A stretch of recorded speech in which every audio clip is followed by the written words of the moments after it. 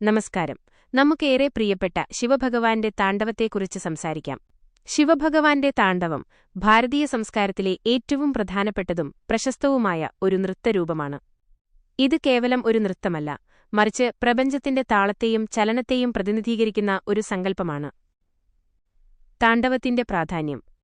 മാണ്ഡൂക്യ ഉപനിഷത്തിൽ പരാമർശിച്ചിട്ടുള്ള ശിവന്റെ ഈ ഭീകരവും അതേസമയം മനോഹരവുമായ നൃത്തം പ്രപഞ്ചത്തിലെ സൃഷ്ടി, സ്ഥിതി, സംഹാരം എന്നീ ചക്രങ്ങളെയാണ് സൂചിപ്പിക്കുന്നത്. അനന്തമായ ഊർജം, ശിവന്റെ ശക്തിയുടെയും കോപത്തിന്റെയും പ്രപഞ്ചത്തിന്റെ താളത്തിന്റെയും പ്രതീകമാണിത്.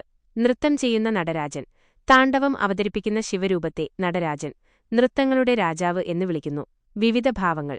ശിവന് 7 തരം താണ്ഡവങ്ങളുണ്ട് എന്നാണ് വിശ്വാസം. അതിൽ പ്രധാനം ഇവയാണ്: രുദ്രതാണ്ഡവം, സംഹാരത്തിന്റെ ഭാവം, കോപത്തോടെയുള്ള നൃത്തം. ഇത് പ്രളയത്തിന്റെ സൂചന നൽകുന്നു. ആനന്ദതാണ്ഡവം, സന്തോഷത്തിന്റെയും ഐശ്വര്യത്തിന്റെയും ഭാവം. ത്രിപുരതാണ്ഡവം, ത്രിപുരാസുരന്മാരെ വധിച്ചതിനു ശേഷമുള്ള നൃത്തം.